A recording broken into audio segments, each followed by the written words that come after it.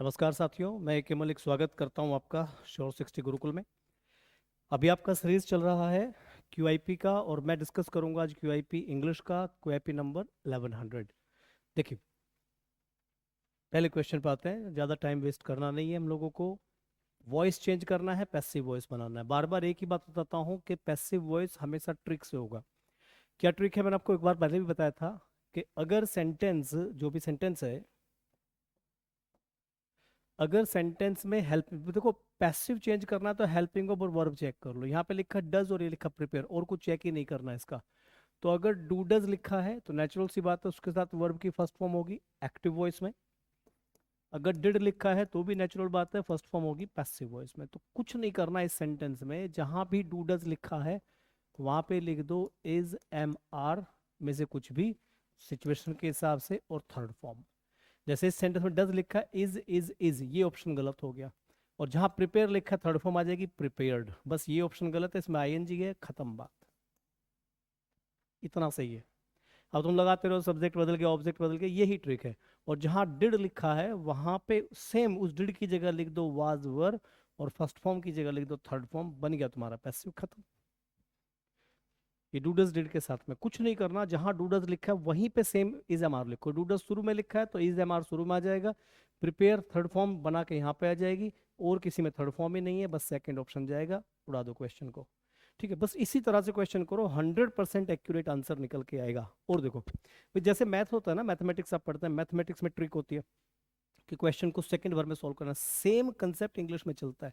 अब देखो, इसमें पूछ रहा है, एरर पूछ रहा है, तो इसमें देखो क्या क्या लिखा है। पहला सेंटेंस में लिखा है, शुरू में लिखा है द एनसीसी कमांडेंट, एक सब्जेक्ट ये हो गया। बीच में आया अलोंग विद, तो जैसे ही अलोंग विद आया आगे पढ़िए ही मत सेंटेंस को, सीधी वर्ब पे पहुंचिए, क्योंकि बीच में जो कुछ भी लिखा होगा उसकी वैल्यू नहीं होगी। along with, together with and not, including, excluding, but, except, as well as में जो भी वर्ब आएगी नेचुरल सी बात है उस सब्जेक्ट के अकॉर्डिंग आएगी। और 99% चांस है इस सेंटेंस में वर्ब गलत होगी। तो ये सब्जेक्ट है, अब देखो सिंगुलर सब्जेक्ट है, वर्ब जाएगी सिंगुलर, बात खत्म, एरर गई बी पार्ट में। ठीक है, ऐसे सेंटेंस में along with टुगेदर विद का सेंटेंस होगा उसमें 99% चांस है वर्ब की प्रॉब्लम होगी। तो सब्जेक्ट देखा, वर्ब देख लो, 100% तो नहीं कह सकते पर 99% वर्ब गलत होगी। ठीक है, बी पार्ट में एरर होगी। आगे पढ़ के टाइम खोना हो भाई वो आपका चॉइस है, मैं टाइम नहीं खोना चाहता। और देखिए, हाँ, वो कैप तो देखो याद ही होना चाहिए। इसमें लिखा है इसका बेस्ट एक्सप्रेशन पूछ रहा है, यानी कि सिनोनिम पूछ रहा है, पूछ रहा है बैरन। बैरन का मतलब होता है बंजर, जो उपजाऊ नहीं होता उसे बैरन बोलते हैं। तो बैरन बंजर को बोलते हैं। अब बंजर से संबंधित वर्ड कौन सा होगा? गुड। ये तो सेंस ही नहीं बैठेगी, बंजर का अच्छे से क्या मतलब? होलसम, होलसम मतलब एक कंप्लीट की सेंस होती है, अच्छी की सेंस को शो करता है। अभी होलसम भी गुड की सेंस होता है, ये भी नहीं होगा। प्रॉफिटेबल भी गुड होगा, ये भी नहीं होगा। अनप्रोडक्टिव, वो चीज जिससे आपको फल नहीं मिलेगा उसे बोलेंगे बैरन। तो बैरन का सिनोनिम क्या हो जाएगा? अनप्रोडक्टिव। ठीक है, आसान वर्ड है। आगे आते हैं नेक्स्ट। ये पूछ रहा है आपसे, इसमें इफ लिखा है, और इफ का मतलब क्या है यहाँ पे? जो यदि की सेंस होगी यहाँ पर। और इफ के बाद लिखा है पास्ट परफेक्ट, कंडीशनल क्लॉज बनेगी। अगर इफ के बाद पास्ट परफेक्ट है तो मेन क्लॉज जो होती है उसमें यूज करेंगे आप would have, should have, could have, might have, third form. ये कंडीशनल क्लॉज आपने पढ़ी होगी। तीन टाइप की कंडीशनल क्लॉजेज होती हैं। एक में तो होता है विल, शैल, कैन, मे के साथ कंजंक्शन के बाद प्रेजेंट इंडेफिनिट। एक में होता है वुड, शुड, कुड, माइट, इनके बाद कंजंक्शन के बाद पास्ट इंडेफिनिट, वो भी प्लूरल फॉर्म का। और एक होती है पास्ट कंडीशन जिसमें आता है would have third form, could have third form, should have third form, etcetera. मैंने दो दो लिखे हैं, बाकी चार चार पॉइंट्स हैं इसमें। और फिर कंजंक्शन के बाद सेंटेंस में आएगा पास्ट परफेक्ट। तो देखो यहाँ पास्ट परफेक्ट लिखा हुआ है कंजंक्शन के बाद में। तो जो आगे जाके सेंटेंस बनेगा वो बनेगा वुड हैव थर्ड फॉर्म। बस छांट लीजिए कहाँ लिखा है वुड, अच्छा हैव थर्ड फॉर्म नहीं है, इसमें विल है, ये नहीं होगा। वुड है पर हैव थर्ड फॉर्म नहीं है, विल है, हैव थर्ड फॉर्म है पर विल है, ये नहीं होगा। वुड हैव थर्ड फॉर्म ये होगा। फोर्थ ऑप्शन करेक्ट हो जाएगा। ठीक है, समझ जाएंगे। अगला क्वेश्चन देखिए नेक्स्ट। डायरेक्ट इनडायरेक्ट में बता रखा है कि सेंटेंस को पकड़ लो एक बार। उसने कहा आई सेड टू देम, पहले इसी को चेंज करो। I told them, he, sorry sorry, he है, ही सेड टू देम, तो क्या क्या? He told them, he told them, he told them, he asked them. ठीक है, अब आगे कह रहा है do not make a noise, इसमें लिखा है दैट। अब इम्पेरेटिव सेंटेंस जो होते हैं अक्सर लोग कहते हैं वो टू से बनते हैं, हमेशा टू से नहीं बनेंगे, कभी कभी वो दैट से भी बन जाएंगे। या तो इम्पेरेटिव सेंटेंस जब इन्वर्टेड कोमास हटाएंगे, या तो आप कंजंक्शन लगाएंगे दैट, या फिर आप लगाएंगे टू प्लस वर्ब की फर्स्ट फॉर्म। तो ज्यादातर तो यही आता है, पर दैट भी लगाया जा सकता है। पर अगर दैट है तो उसके बाद सेंटेंस में सब्जेक्ट आएगा और फिर शुड लिखना पड़ेगा। अब वो ऑप्शन में है नहीं, देखो दैट तो लिखा है पर शुड सब्जेक्ट नहीं लिखा, गलत सेंटेंस हो गया। He told them not to make noise, ठीक है। अब ये भी हो सकता था, नॉट टू मेक नॉइज हो सकता है, टोल्ड के साथ बन सकता है, पर प्रॉब्लम ये है यहाँ लिखा मेक ए नॉइज, यहाँ पे आर्टिकल खा गया, ये भी गलत हो गया। He told them not to make a noise, अब he asked them not to make a noise. अब ये दोनों को चेक करो। अब यहाँ पर उसने कहा है टोल्ड, अब टोल्ड और आस्क्ड सेम सेंटेंस बन रहा है दोनों में, तो सारा खेल किस में जाएगा, टोल्ड में और आस्क्ड में। तो आस्क के साथ टू प्लस वर्ब, कल की क्लास में बताया था, आस्क के साथ टू प्लस वर्ब का मतलब होता है कहना, और टोल्ड के साथ टू प्लस वर्ब होगा बताना। तो उसने कहा, उसने बताया कि शोर मत मचाओ, या उसने कहा कि शोर मत मचाओ, ऑप्शन जाएगा कहना, अप्रोप्रिएट जाएगा। उसने कहा कि शोर मत मचाइए, ask not to make a noise. और ज्यादातर स्टूडेंट्स इसमें हाँ ठीक ही है, तो खैर सभी का asked them not to make a noise, इसमें सी भी नहीं जाएगा, ठीक है। नेक्स्ट आइए, सक्सेसफुल पीपल, ये छांटना है, इनकरेक्ट पार्ट छांटना है, स्पेलिंग में कौन सा वर्ड गलत है, ठीक है ना। इसमें 4-5 स्पेलिंग दी हुई है, एक तो ग्रेटनेस, एक सक्सेसफुल, एक मॉडल, एक इंस्पायर्ड, ठीक है ना। वो कह रहा है कि इसमें identify the correct, the incorrectly spelled word in the given sentence. Successful people often have a role model. अब देखो रोल मॉडल, मॉडल का स्पेलिंग लिखा है ये वाला, MODL मोडाल। अब ये स्पेलिंग गलत होगी यहाँ पे, अब इन्होंने यहाँ पे ठीक करके लिख दी, जो कि ये जो ना ये स्पेलिंग रिप्लेस होनी है इससे, फोर्थ जाएगा। ये जो मोडाल होता है ना, ये एक वर्ब होती है, ध्यान रखना। मोडाल क्या है, एक वर्ब है जो प्रोफेशन को या इमोशंस को शो करती है, जैसे विल, वुड, शैल, शुड, ये मोडाल वर्ब्स होती हैं। और मॉडल होता है वो आदमी जो किसी का रोल मॉडल बन जाता है, यानी कि उस प्रारूप जिसे बोलते हैं उसके अकॉर्डिंग लोग काम करते हैं। तो ये स्पेलिंग गलत है, इसको रिप्लेस कीजिए इस वाली स्पेलिंग से, MODEL। बाकी सारी स्पेलिंग यहाँ पे करेक्ट है। नेक्स्ट आइए, फिलर भरना है आपको, फिलर कर दीजिए। द कंपनी लेट, अब देखो लेट एक कॉजेटिव वर्ब है, लेट एक क्या है, कॉजेटिव वर्ब है। और लेट के बाद में जब भी आप दूसरी नॉन फाइनाइट वर्ब को लिखेंगे, वो हमेशा इन्फिनेटिव आएगा वर्ब की फर्स्ट फॉर्म, जिसे बोलता है डायरेक्ट इन्फिनेटिव या बेयर इन्फिनेटिव। तो लेट के बाद हमेशा वर्ब की फर्स्ट फॉर्म आएगी। तो देखो यहाँ पे ING नहीं हो सकता, सेकंड फॉर्म नहीं हो सकता, टू टेक नहीं हो सकता, टेक। जैसे आपने कहा ना, मान लीजिए कि let me to go home, ये गलत सेंटेंस, हम टू बोलते ही नहीं, क्या बोलते हैं, लेट मी गो होम। जैसे ही डिड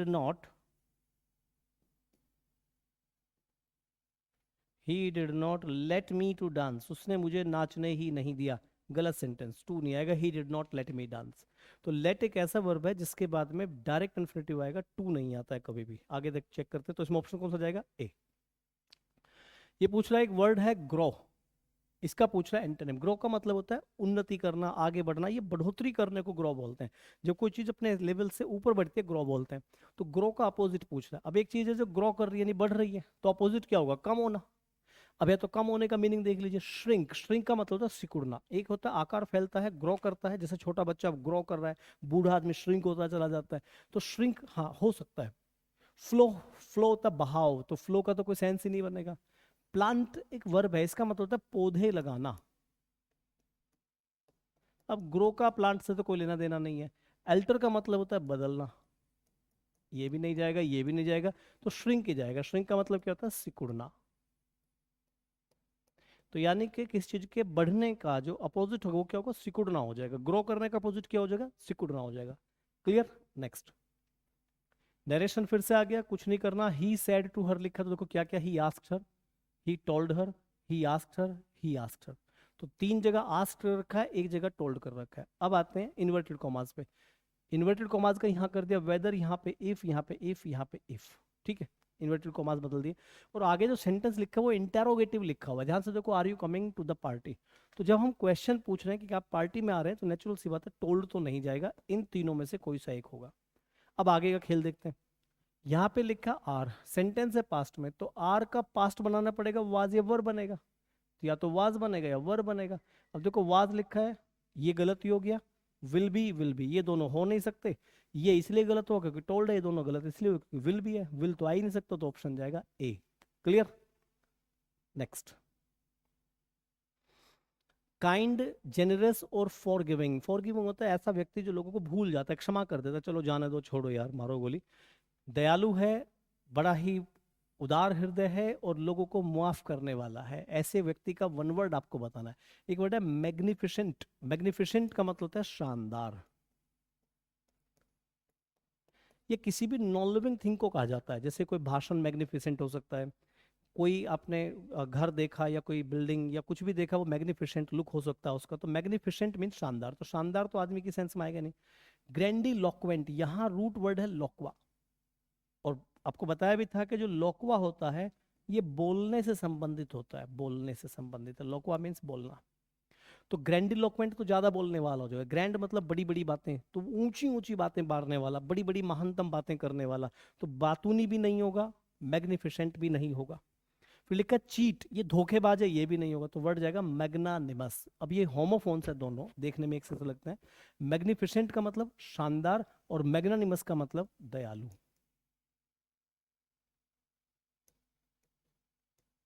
दयालु, ठीक है। तो यहां वर्ड कौन सा जाएगा इसका? मैग्नानिमस। फोर्थ ऑप्शन चला जाएगा। आगे आइए, रीऑर्डरिंग करनी है। रीऑर्डरिंग का आसान तरीका, पहले ऑप्शन देख लो, PSSR, यानी पहला सेंटेंस इसने दिया है शर्लॉक होम्स इज द। अब शर्लॉक होम्स एक आदमी का नाम है, ठीक है ना। अब वो कह रहा है शर्लॉक होम्स, ये एक वैसे जासूस था, आप समझना, कभी कहानी वानी पढ़ी है उसके शर्लॉक होम्स की, बहुत बड़ा जासूस था ये, नाटक है कि वैसे ही पूरा। तो शर्लॉक होम्स इज द, तो इसके बाद हमें एस जोड़ना है या आर जोड़ना है। अब देखो द लिखा है आर्टिकल, तो द के बाद में तो नेचुरल से बात कोई ना कोई नाउन जुड़ेगा ही जुड़ेगा। तो द के बाद अब रिलेटिव प्रोनाउन हु तो जोड़ नहीं सकते, तो पी तो नहीं जाएगा, यानी ये ऑप्शन आपका कट गया। इज से ऑप्शन कोई है नहीं, क्यू से। आर में लिखा इज द बिकॉज, द के बाद बिकॉज कंजंक्शन भी नहीं आ सकता, आर से भी नहीं जाएगा, ऑप्शन बचे ये दोनों। यानी आपके पास समय फर्स्ट सेंटेंस से सिर्फ एक ही ऑप्शन जोड़ना पड़ेगा, मजबूरी है एस। तो देख लो उसने क्या कहा, Sherlock Holmes is the exceptional individual. वो एक बहुत ही रेयर व्यक्ति था, एक्सेप्शनल आदमी था। एक्सेप्शनल होता है जो बहुत कम मिलने लोग होते हैं, अपवादित अपवादित लोग होते हैं। अब इंडिविजुअल के बाद किसको जोड़ेंगे? इंडिविजुअल, बिकॉज इंडिविजुअल इज, क्योंकि इसकी तो वर्ब यहाँ जुड़ चुकी है आपके। और एक लिखा who is in A state, अब हु किसके लिए कह रहे हैं ये चेक कर लो। अगर मैं हु को जोड़ता हूँ क्यू से, तो स्टेटस नॉन लिविंग थिंग है, तो हु तो स्टेटस से जुड़ेगा नहीं, तो पी क्यू, क्यू के बाद पी आएगा नहीं। जैसे कि सेंटेंस में लिखा क्यू के बाद पी, तो क्यू के बाद तो पी जाएगा नहीं, ये भी गलत हो गया, तो यही बचा ऑप्शन सी। आगे पढ़ने की मुझे जरूरत ही नहीं है क्योंकि मेरे पास कोई ऑप्शन ही नहीं बन रहा है भाई, तो मैं पूरा फिर पढ़ने से मैं क्यों टाइम वेस्ट करूं अपना। तो ऑप्शन एक ही बचेगा, यही ऑप्शन आपका जाएगा, ठीक है। तो इसका मीनिंग लगाने से ज़्यादा जरूरी होता है कि आप इसके ऑप्शंस के साथ खेलना शुरू कर दीजिए, आपका आंसर मिल जाएगा, ठीक। चलो नेक्स्ट क्वेश्चन पे आते हैं। इसमें पूछ रहा है ग्रामेटिकली करेक्ट सेंटेंस। तो जब भी एक सेंटेंस को चार जगह लिखा हो तो उसको चारों को अलग अलग मत पढ़िए, उसको एक तरीका बताता हूँ। एक एक पॉइंट पढ़ना शुरू कर, जैसे as a nation, as a nation, as the nation, as a nation. पहला पॉइंट यहाँ पे है, इसी नेशन से पहले आर्टिकल बना हुआ है। एक में ए लिखा है, एक में दा लिखा है, एक में नहीं लिखा है। नेशन एक काउंटेबल नाउन है, और अगर मैं किसी भी नाउन के साथ में द लिखता हूँ, तो द लिखने का मतलब है कि मुझे उस नाउन के बारे में कुछ ना कुछ आइडेंटिफिकेशन देना पड़ेगा। तो जैसे मैंने बोला एज द नेशन, तो क्या नेशन के बारे में कोई क्वालिफिकेशन दिया है? मैंने तो कॉमा लगा दिया, बात तो खत्म कर दी यहाँ पे। मैंने नेशन की बात यहीं खत्म कर दी है क्योंकि कॉमा आ चुका है, तो ये द तो नहीं आएगा। नेशन काउंटेबल नाउन है, इसलिए इसके साथ आर्टिकल जरूर आएगा, ये भी नहीं जाएगा। तो ये दोनों बचे as a nation, as a nation. अब आगे देखो, India is a united, India, अब इन दोनों में चेक करना, इंडिया इज एन यूनाइटेड, तो यूनाइटेड का साउंड है यू, और वावल्स होते हैं ए ई आई ओ अ। यहाँ बड़ा डाउट है, कुछ लोग इसे यू बोल देते हैं, ये अ है। इस लेटर के दो साउंड हैं, एक अ एक यू। जब ये यू है तो ये कॉन्सोनेंट है, और जब ये अ है तो ये वावल है। जैसे अम्ब्रेला में अ आएगा तो ये वावल साउंड प्रोड्यूस करेगा। तो जब ये यूनाइटेड का सेंस दे रहा, तो यूनाइटेड में यू का साउंड है, तो यू के साथ एन नहीं आएगा, तो ये ऑप्शन भी गया, आपको ये बचा। तो हमने कितना टाइम बचा लिया, आगे पढ़ने से बच गए। हमने इसी एक वर्ड से दो ऑप्शन खत्म कर दिए और इसी एक वर्ड से एक ऑप्शन खत्म कर दिया, पूरा सेंटेंस कहीं नहीं पढ़ना पड़ा। अगर मैं पूरा सेंटेंस पढूं, पहले ये फिर ये, भाई मैं टाइम खो दूंगा अपना, कुछ नहीं बचेगा। तो ऑप्शन क्या जाएगा? ए। और मुझे जो इस क्यूआईपी में आपको डिस्कशन करा रहा हूँ उसका मेन पर्पज यही है कि हम टाइम को मैनेज कैसे करें एक्यूरेसी के साथ में। तो क्वेश्चन को खेलना शुरू कर दो, क्वेश्चंस के साथ खेलिए, आपको सही आंसर मिल जाएगा और टाइम बचेगा। ठीक है, ये चेक कर लो पूछ क्या रहा है। बस यहाँ आर्टिकल पूछ रहा है और यहाँ आर्टिकल पूछ रहा है, तुम्हारा क्वेश्चन हो गया। पूछ आर्टिकल रहा है, तुम मीनिंग लगाते फिर रहे हो उसका कि जी हमें तो समझ में नहीं आया। वे समझ में आएगा ही नहीं, तुम चार सेंटेंस एक जैसे पढ़ लो, तुम्हारा माइंड कंफ्यूज हो जाएगा। तुम पहले इसको पूरा पढ़ लो, फिर इसको पूरा पढ़ लो, फिर इसको पूरा पढ़ लो, फिर इसको पूरा पढ़ लो, तुम ये समझ ही नहीं पाओगे पूछ क्या रहा है। तो उस वर्ड को छांटिए जो डिफरेंस दे रहा है इन चीजों के बीच में। तो यहाँ ए द और यहाँ पे ए और एन, यही चेक करना, आंसर मिल जाएगा। ठीक है, नेक्स्ट क्वेश्चन देखो। I take my off to our freedom fighters. अब देखो उसने कहा कि मैं अपने इनमें से कौन सी चीजें उतार देता हूं अपने फ्रीडम फाइटर्स के लिए। तो देखो, take my boots off, take my hat off, take my gun off, take my socks off, ये एक ईडियम है। ईडियम है, और ईडियम का क्या ईडियम होता है? टेक हैट ऑफ, इसका मतलब होता है टू शो रेस्पेक्ट। जब हम किसी इंसान के लिए रिस्पेक्ट शो करते हैं तो यहाँ पे हैट आएगा। मैं अपने फ्रीडम फाइटर्स के लिए, उन्होंने जो देश की सेवा की है उसके लिए उनका मैं क्या करता हूँ? सम्मान करता हूँ। यानी कि जो सामने आते हैं मैं अपना हैट उतार लेता हूँ। Take my hat off, respect show करना, आदर सम्मान शो करना, हैट ऑफ आएगा। नेक्स्ट आते हैं, इसमें क्या बताना है? वन वर्ड बताना है आपको। एक ऐसा आदमी जो हमेशा आलोचना करता है, हु क्रिटिसाइजेज पॉपुलर बिलीफ्स, जो लोगों के महान बने हुए हैं, विचारधाराएं बनी हुई हैं, जो उनके विश्वास हैं उन पे हमेशा क्रिटिसिज्म देता है। विच थिंग्स इज मिस्टेकन और अनवाइज, जिससे वो लगता है कि ये सब बकवास है, इस तरह से किसी को फॉलो करना बकवास है, कुछ नहीं रखा, इन जो भी आपके विश्वास हैं वो उसके खिलाफ भी बोलता है। तो ऐसे आदमी को क्या बोलते हैं? Philistine, iconoclast, cannibal, imposter. देखो इम्पोस्टर होता है बहरूपिया, एक ऐसा आदमी जो किसी भी तरह का वेश भर लेता है, तो बहरूपिया का सेंस नहीं आएगा। फिलिस्टाइन होता है अशिक्षित, असभ्य, एक ऐसा आदमी जिसमें सिविलाइजेशन की कमी है, तो ये भी नहीं होगा। आइकनोक्लास्ट होता है जो व्यक्ति स्मारक तोड़ता है, सिद्धांतों को तोड़ता है, या वो बिलीफ्स के खिलाफ बोलता है, आइकनोक्लास्ट। और कैनिबल का मतलब होता है नरभक्षी या स्वभक्षी, वो जानवर जो खुद की स्पीसीज को खा जाता है या इंसानों को खाना शुरू कर देता है। तो यहाँ क्या जाएगा? आइकनक्लास्ट। आइकनक्लास्ट होता है कि आपने कुछ आइकन्स बना रखे हैं अपने जीवन में, आपने कुछ सिद्धांत बना रखे हैं, मुझे तो शिवलिंग पूजना है, वो आएगा शिवलिंग में क्या रखा है, पत्थर पूज रहे हो तुम, वो इस तरह की बातें करेगा। तो वो तुम्हारे हमेशा विश्वास, जो तुमने सिद्धांत बनाए हैं जीवन के, उनके खिलाफ बोलता है, वो उसे आइकनोक्लास्ट बोलते हैं। आइकनोक्लास्ट मूर्ति तोड़ने वाले को भी कहते हैं, ध्यान रखना। चलो एक और देखो, instead of becoming, instead of का मतलब होता है के बावजूद, यानी कि बनने के बावजूद भी, क्या बनने के? Joyous, to hear the breaking news, उसने खबर सुनी और उस खबर के बाद में वो बड़ा खुश होने के बावजूद भी शी बिकेम। अब वो कह रहा है कि जो वर्ड दिया हुआ है अंडरलाइन में, ठीक है ना, इस वर्ड का एंटोनिम भरना है यहाँ पे। अब वो जॉयस का एंटोनिम, जॉयस मतलब खुश मिजाज, तो इसका अपोजिट क्या होगा? मेलनकॉली, निराश। मेलनकॉली का मतलब क्या होता है? निराश।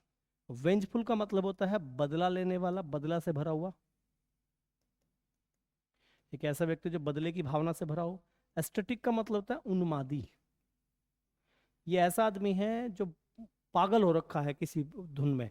एक्सिबुरेंट का मतलब होता है खुश। तो देखो उदास इसका, और जॉयस का मतलब क्या होता है? प्रसन्न, खुश होता है। तो इसका अपोजिट क्या हो सकता है? चेक कर लो क्या आ जाएगा? मेलनकॉलिक। मेलनकॉलिक मतलब निराश है। तो खुश होने के बावजूद भी, तो वो डायरेक्ट भी पूछ सकता है, इस वर्ड का एंटोनिम पूछ सकता है, उसमें सेंटेंस लिख के दे दे, कोई फर्क नहीं पड़ता।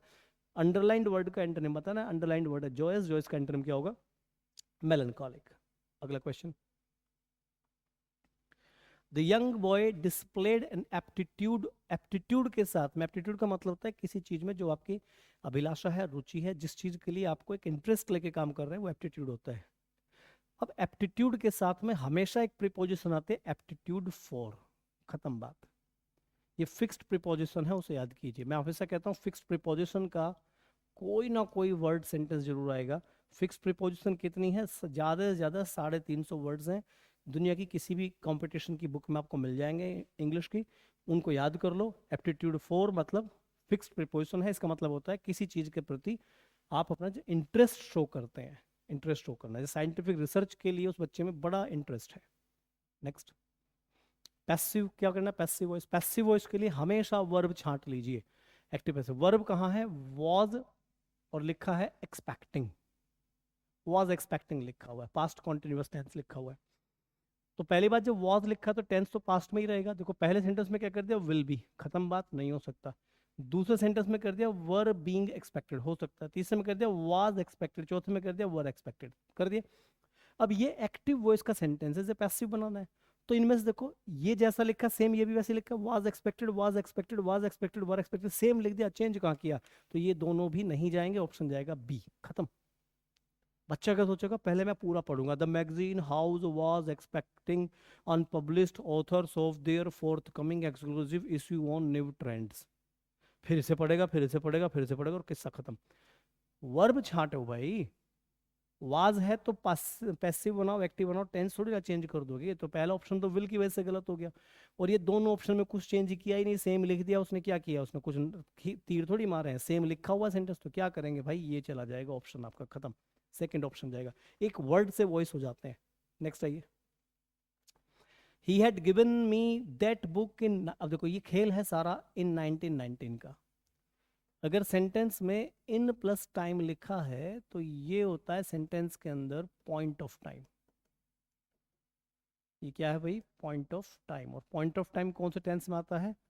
या तो इंडेफिनिट टेंस में आएगा, या ये कॉन्टिन्यूअस टेंस में आएगा। अब ये बात कर रहा हूँ 1999 की, अब चल रहा है 2025, तो नेचुरल से पता है पास्ट टेंस जाएगा। अब पास्ट टेंस जाएगा, डिड गिवन, तो डिड के साथ थर्ड फॉर्म कभी आती है? कभी भी नहीं आती। वाज गिवन, गेव और गिव्स, गिव्स आ नहीं सकता। अब वो लिखा he was given me, passive voice, उसको दिया गया था या उसने मुझे बुक दी थी? उसने दी थी ना, तो he gave me that book, ये सब गलत हो जाएंगे। वो पैसिव वॉइस की वजह से गलत है, ये फॉर्मेट सही नहीं है, 1999 में प्रेजेंट रहा नहीं है, परफेक्ट आ नहीं सकता है। ऑप्शन जाएगा ही गेव मी, ये वाला ऑप्शन फोर्थ। इसका आंसर क्या जाएगा? ये, ठीक है। नेक्स्ट आइए, प्रेडिकामेंट का मतलब समझिए। प्रेडिकामेंट, प्रेडिकामेंट का मतलब होता है एक ऐसी अवस्था जो बड़ी कठिन परिस्थिति है, कठिन स्थिति को बोलते हैं, कठिन स्थिति। अब इसका सिनोनिम पूछ रहा है, बड़ी कठिनाइयों को बोलता है प्रेडिकामेंट, के जीवन में बड़ी मुसीबतें चल रही हैं, स्टेबिलिटी नहीं हो पा रही है, टेंशन चल रही है, जॉब नहीं लग पा रही है, प्रेडिकामेंट चल रहा है लाइफ के अंदर। तो इसका सिनोनिम क्या है? तो ईज मतलब आराम की स्थिति, हो नहीं सकता। ब्लेसिंग, मजे आ रहे हैं जिंदगी में, खुशियां खुशियां बरसी पड़ी, ये नहीं हो सकता। समाधान नहीं हो सकता। अब ये तीनों वर्ड तो हो नहीं सकते, तो मजबूरी है यही जाएगा ना। अब बहुत बच्चों को क्वांट्री का मीनिंग नहीं पता, तो एलिमिनेशन के थ्रू जाओ। अगर इसके अपोजिट ये तीन नहीं, इसके सिनोनिम ये तीन नहीं हो सकते, तो चौथा ही जाएगा, नेचुरल से तो मजबूरी यही जाएगा। तो क्वांट्री का मतलब होता है अवस्थाएं, स्थिति को क्वांट्री बोलते हैं, तो वर्ड जाएगा बी, क्वांट्री। ठीक है, आगे आते हैं। करेक्ट स्पेलिंग पूछ रहा है, CONSCIEN, ये साइंस की स्पेलिंग से बनता है, TIOS, यही स्पेलिंग करेक्ट है। CONSIEN, नहीं एस तो है ही नहीं इसमें। CONSCIENC, सी नहीं होता, टी होता है। CONS, ये सारे गलत है। ये वर्ड है कंसेंसस। कंसेंसस का मतलब होता है अंतःकरण की आवाज। आपको अंतर की ज्ञान हो जाता है, उसे बोलते हैं कंसेंसस। कंसेंसस मतलब अंतःकरण की आवाज, कंसेंसस। आगे पूछ रहा है वो क्लॉज टेस्ट। क्लॉज टेस्ट तो देखो पढ़ना पड़ता है, इसका कोई शॉर्टकट नहीं होता। क्या कह रहा था? मेलन मस्क, एक फल होता है ये, इज परफेक्ट समर। अब तो इज परफेक्ट, इज क्या होना चाहिए? नहीं दूसरा नहीं, पहला question, sorry. The melon musk is perfect summer, is few. अब अकेले की बात कर रहा है, मच एंड ए आएगा। इज ए परफेक्ट समर, अब ये समर का क्या? इज ए परफेक्ट, यहाँ पाएगा a. Is a perfect summer disaster, अब फल तो डिजास्टर हो नहीं सकता, हजार्ड खतरा नहीं हो सकता, एनिमी नहीं हो सकता, कंपेनियन साथी। ये गर्मियों का एक परफेक्ट साथी होता है वाटरमेलन, सॉरी मस्क मेलन जो होता है। आगे देखो, it is in water contents, देखो इन लिखा है, तो इनका मतलब क्या होगा? Rich in. रिच इन का मतलब, रिच इन एक फ्रेज होती है, रिच इन का मतलब होता है भरे होना। ये भरा है किस चीज से? पानी के सोर्स से, पानी के कंटेंट्स इसमें भरपूर मात्रा में भरे हैं। अगर कोई चीज किसी में भरी हुई है तो उसे बोलते हैं रिच इन। एक फ्रेज होती है रिच इन। रिच इन का मतलब होता है कोई चीज किसी में भरे होने की सेंस को रिच इन बोलेंगे, ठीक है ना। और पानी इसमें काफी मात्रा में होता है। Which can help care of, अब देखो केयर ऑफ लिखा है, like care of, take care of, to care of, look care of, क्या आएगा? Take care of. Can help take care, it can take care तो सुनी होगी ना फ्रेज। और ये मदद कर सकता है, टेक केयर ऑफ किस चीज की मदद कर सकता है? फ्लूइड लॉस, कि पानी की जो कमी होती है किस चीज में? बॉडीज। अब हार्ट में थोड़ी कमी पूरी करेगा, हेल्थ में कमी पूरी नहीं करेगा, माइंड में नहीं करेगा, कहाँ करेगा? शरीर में। हमारे शरीर में पानी की कमी को ये पूरा कर सकता है, उसको टेक केयर कर सकता है। आगे कुछ ऑप्शन है नहीं तो जाने की जरूरत नहीं है, टाइम बचाना है हमें, ठीक है। तो इसको करिए। कल नेक्स्ट QIP के साथ मैं आपके साथ आऊंगा, तब तक के लिए नमस्कार, जय हिंद।